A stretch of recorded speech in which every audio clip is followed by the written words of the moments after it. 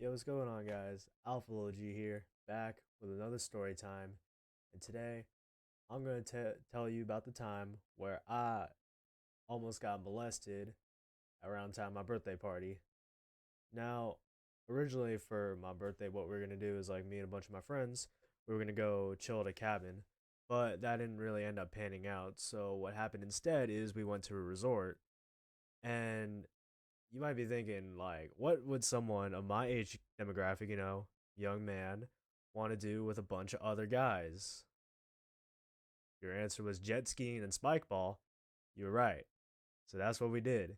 But as the festivities died down and the moon began to rise, that's when the horrors began to dawn upon us. Now, there were seven dudes there who I'm gonna all code name because I should. Uh, Obviously there's me, Alpha Lil G. We got Armand. We got the Backshot Bankster. We got Moan, George Flowberry, Chang, and the guy that got gonorrhea that night. Now, gonorrhea boy came late, but he brought like a ton of substances with him, and everyone was like, "Well, we gotta try them." So we all started off by having all the guys started off by having one hard monster each. And from that point on, everyone kind of started to do their own individual thing. And it's important to remember for this story that we're all like in this like small two-bed bedroom. So there's not much any of us could do to escape what's about to happen. Now, our first case study is on Armand. Now this dude took mushrooms, and what one thing that you shouldn't do with mushrooms is cross them with anything, because it just like it turns your brain off and turns you to a whole nother animal. He was just running around the room, putting people in headlocks throughout the night. Like that one dude when the hoes come around, and he's like, hey, little bro, he just like fucking puts you in a headlock, gives you a noogie, and you're just like, it's like, fuck this guy. He's pretty much just doing that, turn around like putting people in headlocks. And we did everything in our power to stop this guy because like we didn't really know what to do. Like I tried to turn the lights off at one point, and we couldn't see anything, so I took out my phone to turn on the flashlight to see what was happening. And in the time that it took me to like get my phone out of my pocket, turn on the flashlight, this dude's hands were in the air and his pants were at his ankles. And I was like, what the fuck? It was like, and then he like looks up because he sees the light and he starts sprinting at me. And it's like Five Nights at Freddy's. I was like, what the hell? And that was just a horrifying experience. And then after that, he's like, you know what? I want to go for a swim. So he decides to hop the balcony and he starts running to the ocean. And he's like, we have to all jump out and like get him because he's gonna die if he gets in the ocean. But eventually, after that, he sobered up and he became not too big of an issue. Now, Gonorrhea Boy and Chang, they were outside just smoking, so they weren't too big of a problem. So I didn't have to worry about them for at least that night.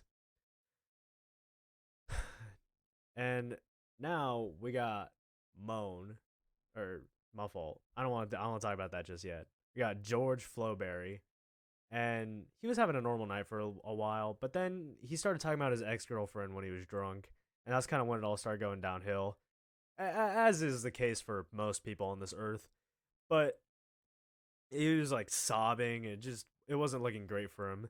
And then he like picked up a handle of vodka that we're not really sure where he got that, and he just started chugging it. And I was thinking in my head, I'm like, oh well, it's over for this guy. So the only thing we could do at that point was not let him go outside, even though he was acting a little questionable and paranoid. So I would like my friend Backshot Bankster. He was standing at the door and he's like, "Where you going, man?" And he would just like go back inside because he didn't really know. He wasn't really in the right headspace. He didn't know where he was.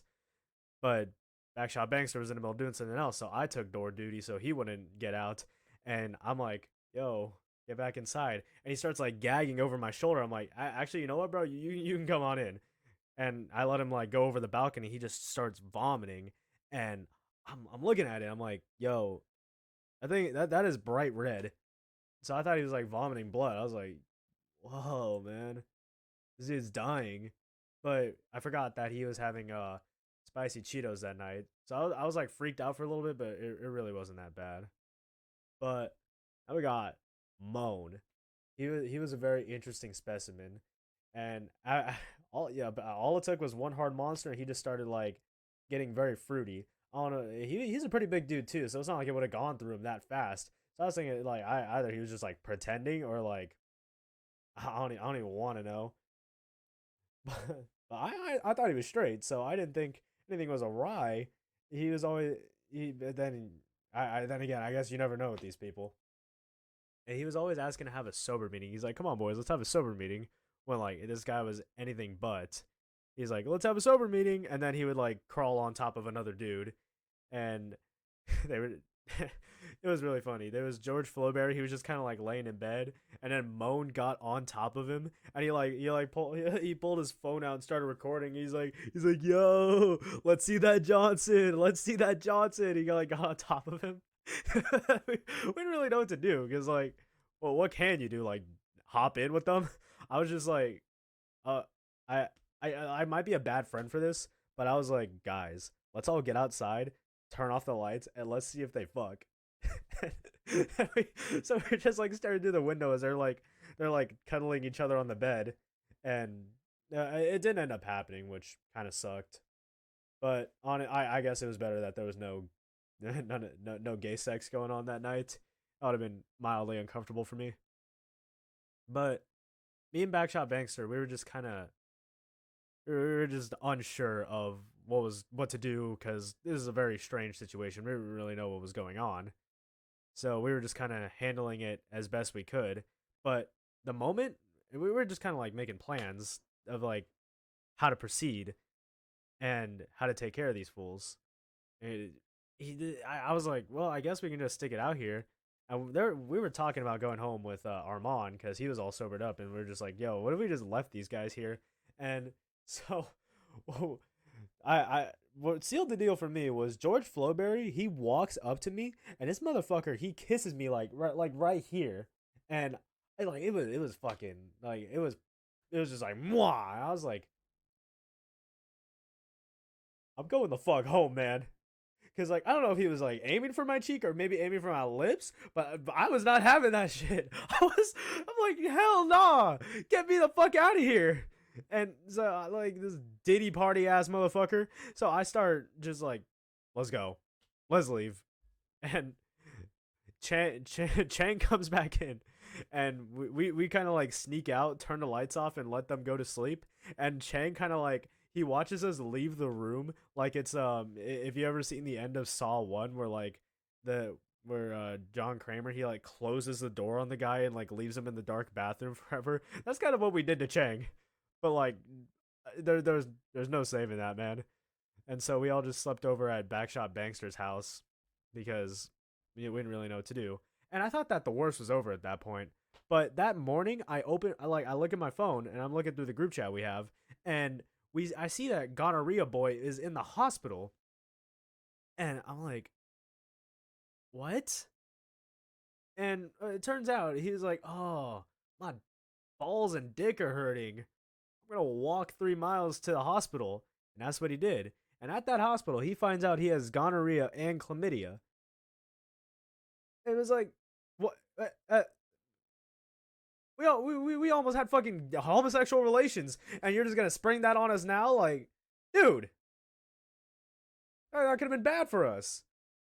And so, but he doesn't remember anything that happened that night. All he remembers is in the hospital, and he's on like ton of painkillers, like taking his antibiotics.